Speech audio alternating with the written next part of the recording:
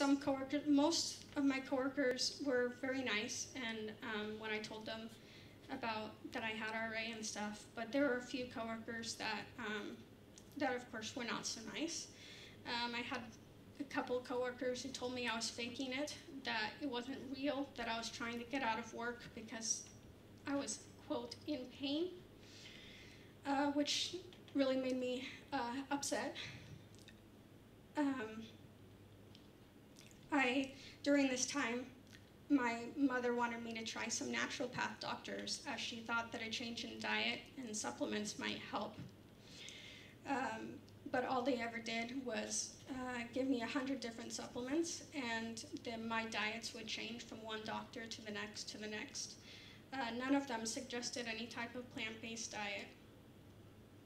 Cheating was very easy for me because I felt no difference in any of my RA symptoms. So for the next 3 years or so, I suffered through my work day after day. But it got so bad that I pleaded with my doctor to give me something for the pain because I couldn't take it. So he started me on hydrocodone, which is Vicodin, a very high painkiller. He started me out at just 2 pills a day, one at a time, but which helped numb the pain a little bit. But after about 6 months, my body got used to it, so I had to keep upping the dose and upping the dose. Up until about 2016, I was taking roughly 4+ pills a day just to get by, and sometimes at the most about 8 pills. This greatly affected my constipation to where I was going once a week, maybe. This is also when my depression and even suicidal thoughts began expanding and getting stronger as the years went on. In 2016, I decided that I would try one last naturopath doctor to see if anything would change. I got a little help with my bowel movements, but that was about it. So I got very depressed about that as well, so I said F it and went back to my regular diet, which was highly processed, sweet, fatty foods. My family started to worry about me. My associations also turned quite shallow and dark in 2016. One of my closest friends and coworker at the time, I spent most of my time with him, and he suffered from heavy depression, anxiety, and suicide. He basically hated everybody in general, but I had convinced myself that I was the better influence on him. But in the end, he was influencing me, and not in the good way. The more he drank, the more I drank. The more he secluded himself from the world, the more I secluded myself. I began to drink every day after getting home from work to try and drink the pain away. Oftentimes, I would mix my painkillers with the alcohol, which is you're not supposed to do. But I would do it and pass out in my room every night. I had another friend at the time who verbally and emotionally abused me for over a year. And I put up with it, convincing myself that I deserved it and I deserved to be treated like that. And I narrowly escaped being taken advantage of one night when I was drunk with this person who called me his friend, I had no idea just how fast and I was going down a downward spiral. Up until New Year's Day 2017, I cried out to God and said, something needs to change. I can't go on. I was on the verge of giving up entirely. I found no joy in life, nothing to look forward to. Every day was filled with pain and suffering, and it was consuming me. Within the next few weeks, I came across a video of Clint Pattison sharing his story and how he was able to reverse his symptoms naturally. And one night, a couple nights later, I was laying in bed crying from work, in pain. And I watched his entire video, and I got so excited. And I began binge watching all of his podcasts and all the success stories on YouTube, and stayed up till about 6 a.m. watching them. And I finally decided, yes, I'm going to start this. And I no longer cared about how long it'd take, what I'd have to do, how long I'd have to take it, or the sacrifices I'd have to make.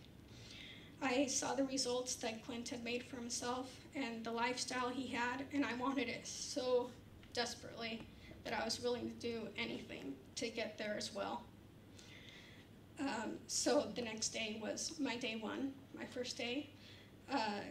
Clint soon became my top hero, inspiration, and role model as someone that I respect, and he was willing to take his time and energy to help give me the quality of life that I've dreamed of but never thought possible, and that is of having a pain-free, drug-free, and back to maximum energy life.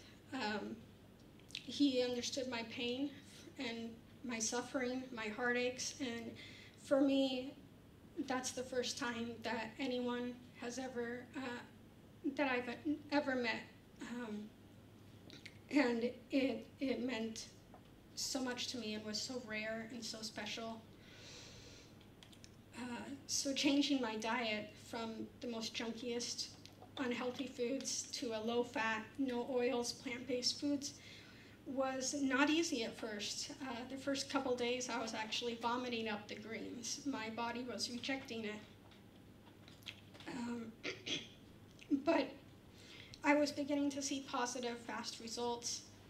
And as each day passed, my hope grew and my happiness continued to grow stronger and stronger. I changed my associations. I cut off my toxic relationships, replacing them with Clint and my new friends on the Pattison online forum. My second day on the program, I woke up to significantly lowered pain levels, so going from 8, 9, 10 level pain to 4, 3, 2 pain levels, which is unheard of. Increased pain levels, no morning stiffness, and an overall lightness to myself. On the third day, my right arm began to straighten out, something that no drugs could ever accomplish. On the fifth day, I was able to clip my toenails for the first time without a sweat, which for most people that seems like a very small thing, but for me that was huge. Bruises, I've always had huge unexplained bruises up and down my legs, but after starting the program, I have had no bruises. A couple weeks after starting the program, Clint and the others had been encouraging me to start Bikram hot yoga. And it was hard for me to start it because my whole life I've always thought of people who do yoga as weird people. And I thought of myself as too high, like that's not for me. But I did start it, and my first class, I limped into my class, and it was painful, my first class. A lot of the poses were very difficult.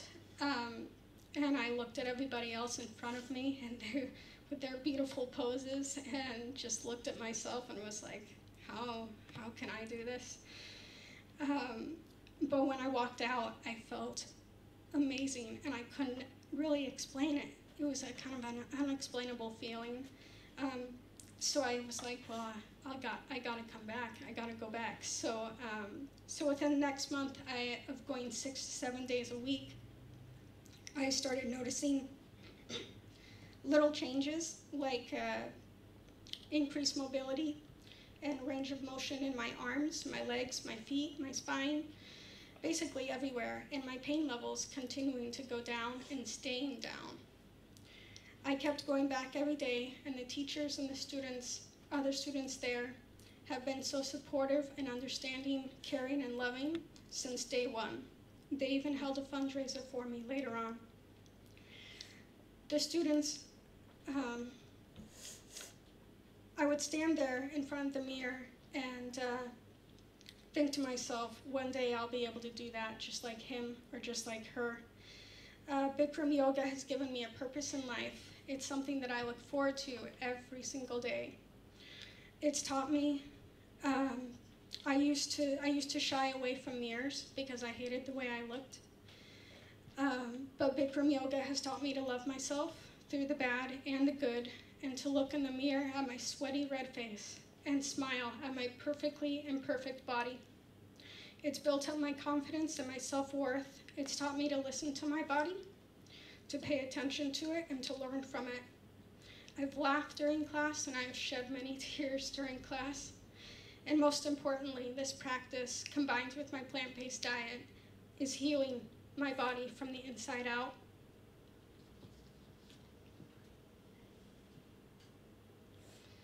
In October 2017, I was invited to speak for the first time in front of about 30 people and share my journey. October was also the month when Vicodin was no longer needed, as my pain levels were consistently so low. This was my very first goal that I set on the Paddison program, was that I wanted to get off my Vicodin. And not even a year later, that goal was accomplished. Starting November 2017, I started getting increased pain in my right knee and slowly noticing less range of motion, even though I was still going to yoga every day. My CRP was beginning to elevate as well, so I knew something was not right. And my first thinking was bone on bone. After getting an x-ray done, it showed one of the worst bone-on-bone cases my doctors had ever seen.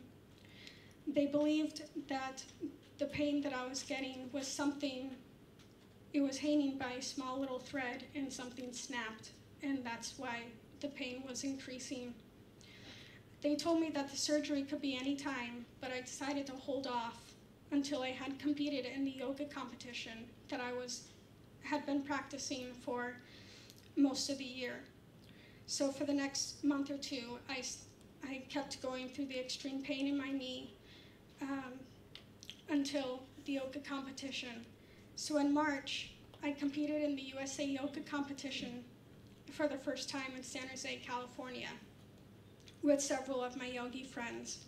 This was a huge experience for me, and I loved every second of it. I met so many inspiring teachers and fellow yogic competitors. One teacher actually, afterwards, he came up to me and asked me if he could take a selfie with me. And I was so overwhelmed about it that afterwards I went outside and I cried, because just from all the love and support that I got that weekend. My score was low, but that was not the reason that I competed. Just the fact that I was able to stand up there on stage in front of hundreds of people and the judges, and to show how much I've improved, and show myself and show my heart out there was an accomplishment enough. I also wanted to inspire other people with chronic illnesses, such as rheumatoid arthritis, that they can do anything. As Walt Disney once said, if you can dream it, you can do it. 1 week after my yoga competition, I had the total knee replacement at the end of March. My knee surgeon told me that during surgery, he could press his thumb into my bone, and it was squishy. He said it was so bad, and he said that it's from all the drugs that I was on as a baby, just deteriorated my knee, as well as the arthritis itself.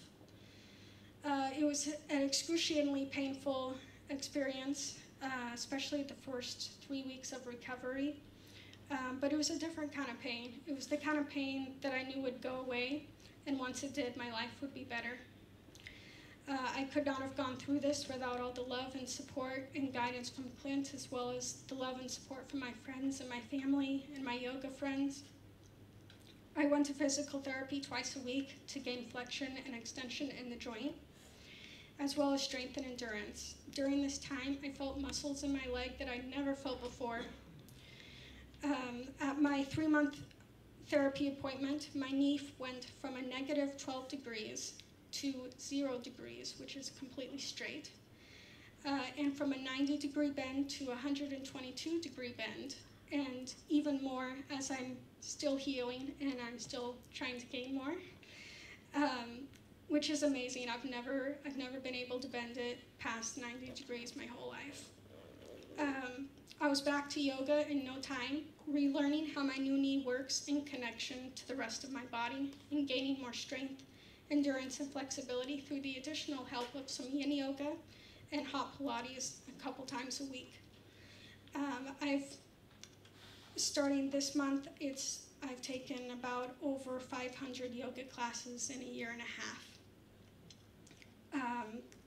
So now it's been about a year and a half since I changed my associations, switched to a plant-based whole foods diet, and started exercising, and I have never felt more energized in my life, and I'm feeling stronger every single day.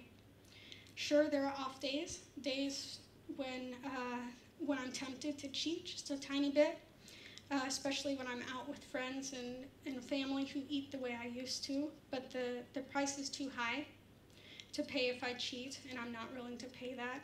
The foods that I ate before were making me worse and sicker, and now I'm proud of what I eat, and I'm thriving.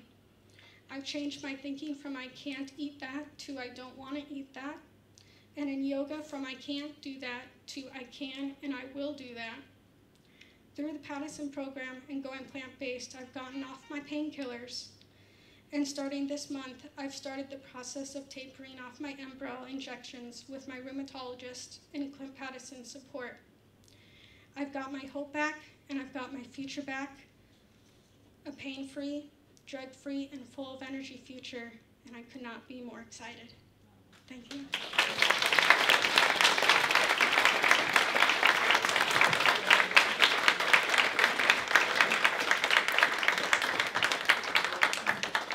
Thank you, Katy. That was amazing. Another round of applause, Katy, because that was absolutely incredible. And I'd only heard a fraction of that this week as well. She must have been saving it for me. We're going to have a question and answer thing now. So I think if you guys want to come up.